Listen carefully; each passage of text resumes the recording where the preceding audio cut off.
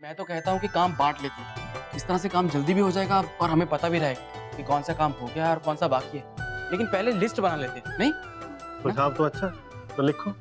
हम हैं, अक्षरा और उसकी ससुराल वाले हैं, और मारवाड़ी समाज के प्रमुख लोग। ताऊ जी, सूरज भैया अब किसी स्टार से कम थोड़ी ही है। लोग उन्हें देखने आएंगे, उनसे मिलने आएंगे। तो है। तो बाबूजी खाने का क्या करना है? करना क्या है? खाना तो हम घर पर ही बनाएंगे, अपना राजस्थानी खाना, और क्या। हाँ, बहुत लोग आने वाले हैं। एक काम करते हैं, हम लोग होटल से मंगवा लें। बिल्कुल नहीं, खाना तो घर पर ही बनेगा।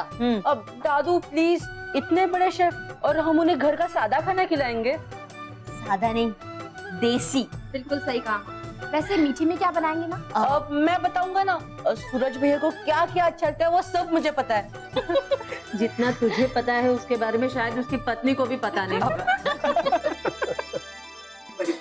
उसके साथ उनकी पत्नी भी आएगी, पहली बार हम सबसे मिलेगी, तो मुंह दिखाई के लिए कुछ अच्छा सा उपहार भी ले आना। दादी, मैं ले आऊंगी ना? हाँ, ये ठीक रहेगा। मुझे लग रहा है ये कार्यक्रम थोड़ा नीरस ना हो। मतलब हम सूरज जी को बुला के उन्हें सम्मानित करेंगे, उनकी तारीफ में कुछ शब्द कहेंगे, और बस। बिल्कुल, आप बिल्कुल सही कह रहे हैं काका। थोड़ी मस्ती तो होनी चाहिए। हाँ, कुछ नाच गाना कर सकते हैं ना, मजा आएगा। हाँ, ये अच्छा रहेगा। लेकिन इतनी जल्दी ये सारा इंतजाम होगा कैसे? हो जाएगी। हमने स्कूल के एनुअल फंक्शन के लिए ना एक प्रोफेशनल डांस ग्रुप को बुलाया था, मैं उनसे बात कर लेती हूँ। इतने कम समय में वो आने के लिए तैयार हो जाएंगे? कोशिश तो करके देखती हूँ। वर्षा, वर्षा बेटा, तू क्या क्या करेगी? सुबह उठ के घर का काम, फिर अनन्या का काम, फिर स्कूल का काम, ऊपर से सबके लिए उपहार भी लेकर आ रही है। नहीं, तू रहने दे बेटी। हाँ, नाच गाना अच्छा लगता है, पर इतना सब कुछ तुम कैसे कर पाओगी? माँ बिल्कुल सही कह रही है। देख, ये नाच गाना इतना ज्यादा जरूरी नहीं है, हमसे जितना आराम से हो पाएगा ना, हम उतना ही करेंगे। माँ प्लीज करने दीजिए ना, माँ प्लीज मान जाइए। माँ करने दीजिए ना, अभी तो अनन्या की तरह जिद कर रही है, कहीं आपने और मना कर दिया तो अनन्या की तरह रोने भी लगे। ठीक है वर्षा बेटा, आपका जैसा मन चाहे आप वैसा ही कीजिए, ये जिम्मेदारी अब आप। थैंक यू बाबूजी। चलिए, सबके काम बट गए। अंशु, तू क्या करेगा? मैं ना उनकी पसंद की एक अच्छी सी डिश बना देता हूँ। मुझे ऐसा क्यों लग रहा है कि मुन्ना बहुत परेशान है, जबकि काम अपनी गति से ठीक चल रहा है। हाँ, मुझे भी लगा था। कल जब वो दफ्तर से लौटा है ना, तो छोटी दुल्हन और मुझे वो बहुत परेशान सा लगा था। कोई तो बात है जो उसे सता रही है। रात के खाने पे आपने देखा ना कैसे चुप से बैठा था। मुन्ना ही क्यों, मुन्ने तो बहू भी बहुत परेशान लगी आज। पहले तो ऐसा नहीं हुआ था, पता नहीं क्या हुआ है। मैं बात करूं क्या? ना ना ना, मेरी क्या, हो सकता है कि हमें ऐसा लगा, ये भी तो हो सकता है कि ये मुन्ना और बहू के बीच की बात हो।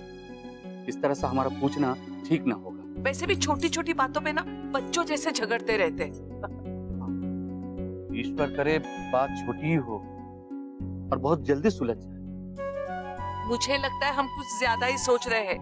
अगर और कोई बात होती तो बच्चे हमें बताते नहीं क्या? आप पी लीजिए। जैसे काम होता है ना, आप तुरंत पर्सनली मुझे डिलीवर करवा दीजिएगा। जी, थैंक यू। चलो अच्छा, नक्शा पासपोर्ट बन गया। अक्षरा मुझसे नाराज है, लेकिन मुझे पूरा यकीन है कि वो मुझे जरूर समझेगी।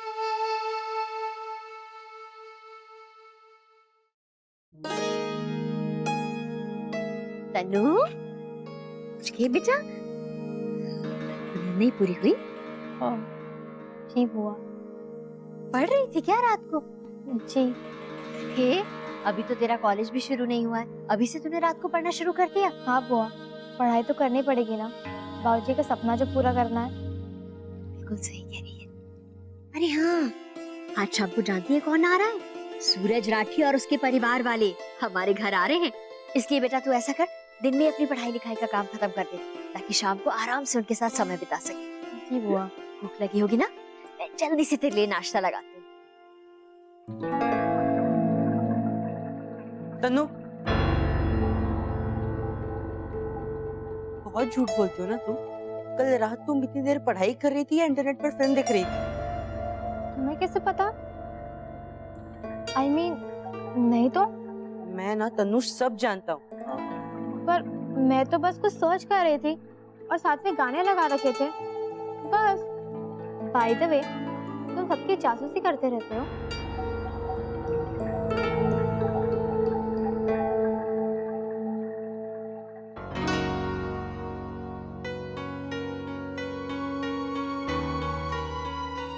अक्षर, ऐसे कब तक चलता रहेगा? ना तो आप मेरे साथ लंदन जाने के लिए तैयार हैं, ना मेरी बात समझने के लिए। बेकार की जिद कर रही हैं आप। मैं जिद कर रही हूँ नैतिक?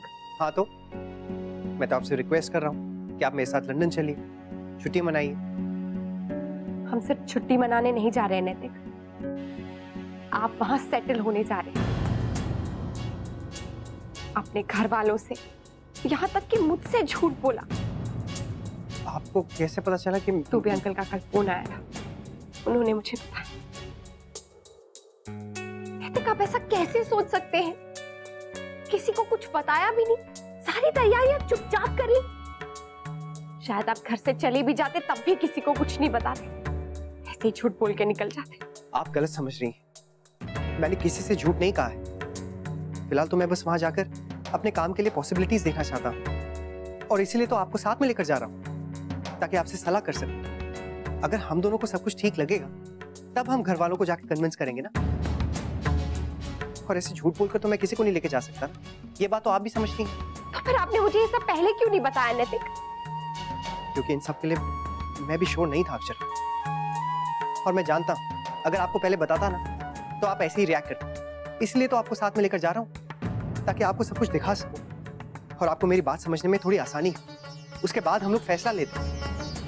लेकिन आपको तो मुझ पर भरोसा ही नहीं। चाची, माँ, बाबूजी, भाभी माँ, एक बार भी आपने इनके बारे में नहीं सोचा कि इन पर क्या बीतेगी? अक्षर, मैंने टिकट जरूर करवाई, लेकिन इसका मतलब ये नहीं कि मैं सबको छोड़ के जा रहा हूँ। मैं तो सबको साथ में ले जाने की कोशिश कर रहा हूँ। लेकिन आप यहाँ से जाना ही क्यों चाहते हैं नैतिक? क्या खराबी है इस जगह में? हम यहाँ खुश हैं, सब कुछ कितना अच्छा है। क्यों जाना चाहते हैं आप ये देश छोड़कर? क्योंकि यहाँ पे हमारी लाइफ की कोई वैल्यू नहीं है अक्षर। मैं ऐसी जगह पे बिल्कुल नहीं रहना चाहता जहाँ हर दूसरे दिन किसी बात को लेकर बवाल खड़ा हो जाता है। बंद का वक्त मुझे याद है।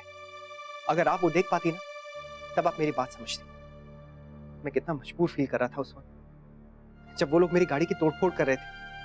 अपने छोटे से बच्चे को गोद में लेकर मैं ना तो निकल पा रहा था और ना ही उन्हें रोक पा रहा था। कितनी शर्म आ रही थी मुझे अपने आप पर, उस स्थिति पर। मैं नहीं रहना चाहता अक्षरा ऐसी जगह पर जहां पर मेरी फैमिली खुश ना, वो सेफ ना। और इतना पैसा खर्च करके अगर मैं बिजली, पानी जैसी छोटी छोटी जरूरी चीजें उन्हें ना दे पाऊं तो फिर इसका क्या मतलब है? नैतिक, आप कुछ ज्यादा ही रिएक्ट कर रहे हैं। सच में प्रॉब्लम्स कहाँ नहीं होती हैं। कोई भी जगह पूरी तरह खराब या पूरी तरह सेफ नहीं होती है। हर जगह प्रॉब्लम्स होती हैं। यहाँ अगर एक किस्म की प्रॉब्लम है, वहाँ भी अलग किस्म की प्रॉब्लम होगी, लेकिन प्रॉब्लम होगी। बेगाने देश में, बेगाने लोगों के बीच में हम सब एडजस्ट करें। और नैतिक, ये तो सोचे कि हम तो एडजस्ट कर लेंगे, दत्ता जी, बाबूजी, भाभी माँ, वो सब लोग एडजस्ट कर पाएंगे क्या? सारी उम्र उन्होंने यहाँ गुजारी है, उनकी जड़ें यहाँ हैं। आप यहाँ से उनको ले जाने की सोच रहे हैं। आप भूल गए नैतिक, जब कुछ दिनों के लिए हमें ये घर छोड़ना पड़ा था, दत्ता जी, बाबूजी कैसे तड़प रहे थे यहाँ वापस आने के लिए, और आप सोच रहे हैं कि आप उन्हें यहाँ से वापस लेकर जाएंगे, वो भी हमेशा के लिए? नहीं नैतिक, वो नहीं जा पाएंगे। मैं सच बोल रही हूँ। इससे कहीं अच्छा तो ये होगा कि हम यहाँ अपने लोगों के बीच में अपनी प्रॉब्लम्स के साथ एडजस्ट करके रहें, कोशिश करें कम से कम। आपको क्या लगता है अक्षर कि मैंने कोशिश नहीं की या इस बारे में सोचा नहीं? और मैंने कौन सा फैसला ले लिया अक्षर? ये कदम मेरे लिए भी बहुत बड़ा है। मैं खुद जाकर वहां देखना चाहता हूँ कि मेरे काम के लिए क्या अपॉर्चुनिटीज है। इसलिए तो मैंने हॉलिडे प्लान की, और इसमें क्या गलत कर दिया मैंने?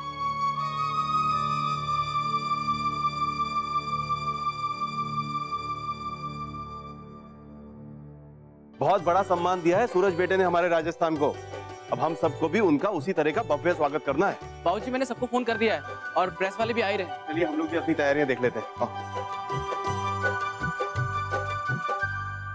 कोई अच्छी सी साइट खोलो ना, मुझे गाना सुनना है।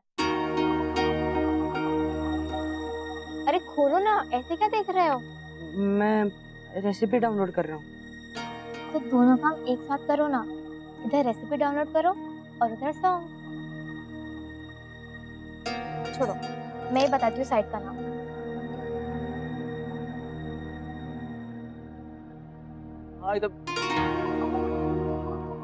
क्या अंशु, रेसिपी ढूंढने का काम भी खुद नहीं कर सकता, वो भी बेचारी तनु से मेहनत करवा रहा है। छे। नहीं दादू, वो मैं नहीं दादू, एक्चुअली मैं रेसिपी नहीं ढूंढ रही हूँ, वो क्या है ना, अपने सिलेबस का ही कुछ देख रही थी। तब पहले से पढ़ के जाऊंगी ना तो क्लासेस में सब अच्छे से समझ में आएगा। शाबाश तनु बेटा, बहुत अच्छा। देख अंशु, सीख कुछ तनु से। कितनी पढ़ाई कर रही है, कॉलेज तो अभी तक शुरू भी नहीं हुआ है।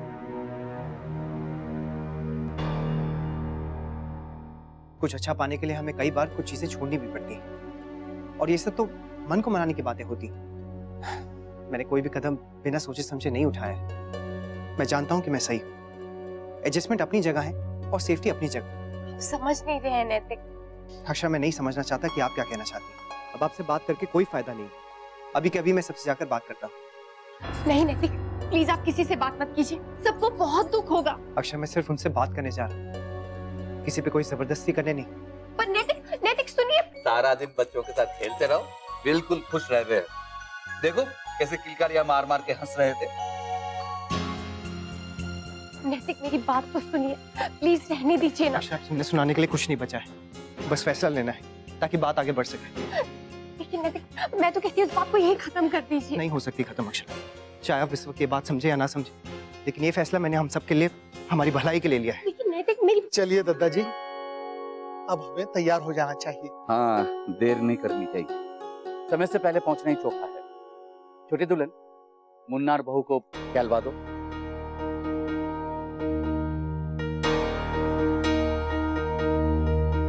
मैं आप सबसे एक जरूरी बात करना चाहता हूँ। ये बात है मुन्ना, सब ठीक तो है ना? मैं लंदन जाना चाहता हूँ।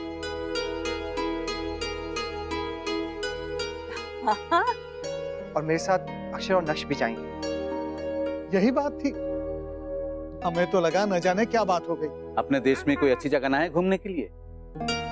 नहीं दादाजी, मैं वहां घूमने के लिए नहीं जा रहा हूँ, अपने लिए वहां पर काम देखने जा रहा हूँ।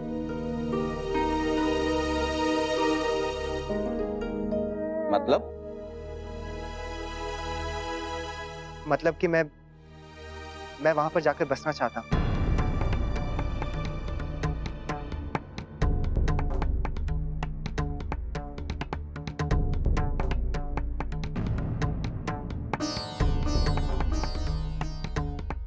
मैं वहां जाकर काम करना चाहता हूँ, अपने लिए काम की अपॉर्चुनिटीज देखना चाहता हूँ।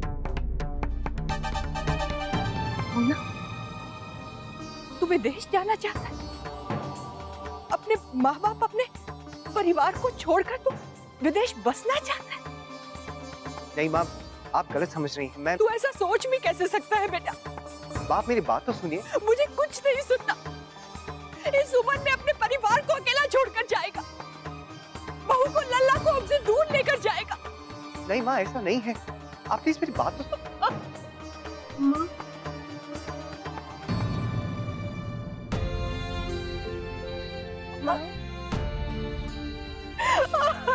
माँ, कोई कहीं नहीं जा रहा है माँ। न नैतिक और न ही आपका लल्ला। माँ चुप हो जाइए प्लीज। नहीं बहू, मुन्ना ने खुद कहा है कि वो विदेश रहना चाहता है। नहीं माँ, ये कोई बात नहीं है।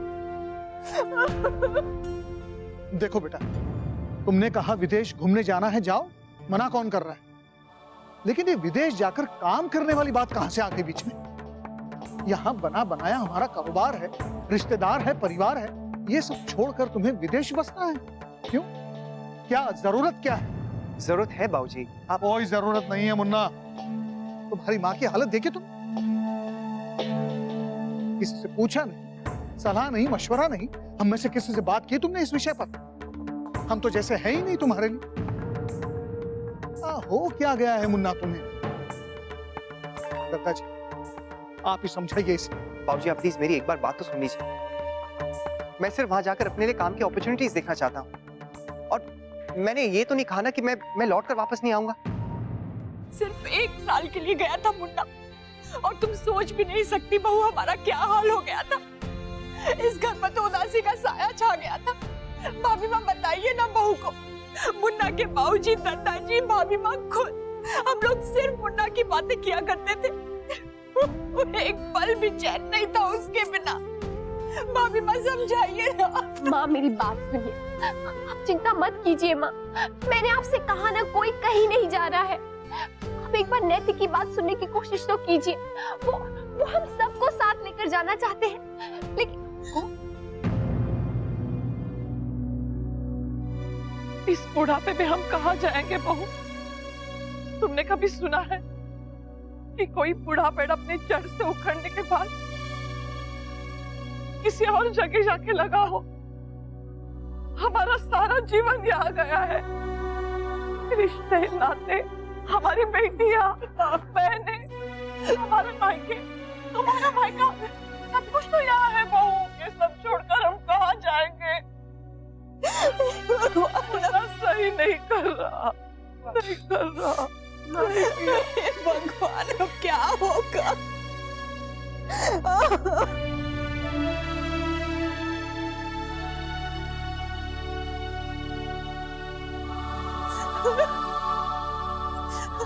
चलो चलो, संभालो अपने।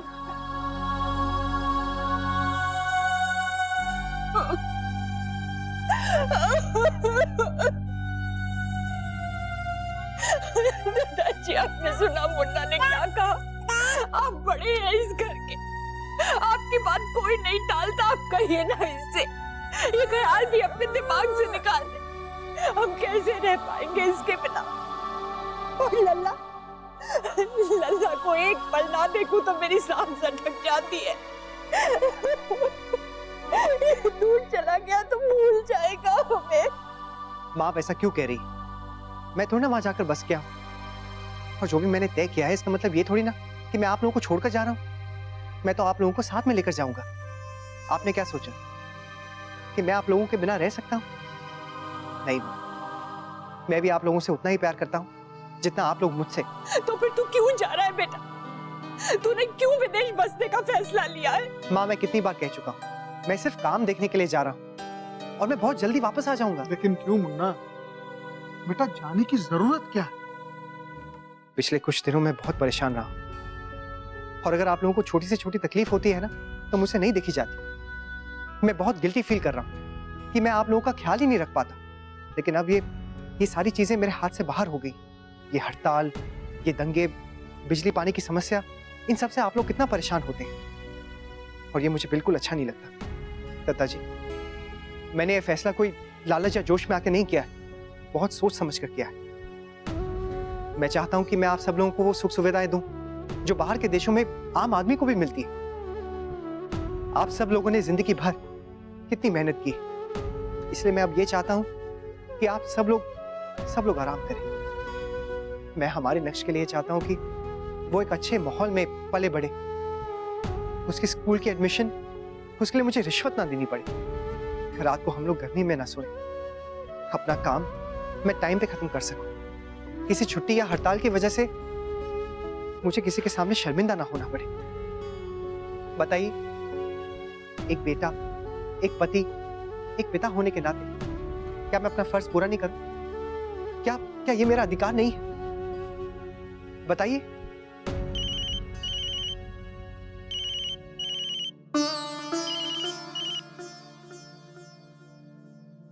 हेलो दत्ता जी, आप लोग आ रहे हैं ना?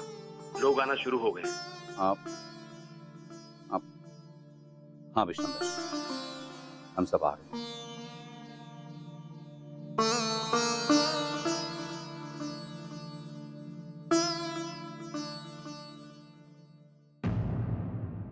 ये रिश्ता क्या कहलाता है। स्टार प्लस के ऐसे ही और बेहतरीन लम्हे देखने के लिए सब्सक्राइब करें हमारे YouTube चैनल को।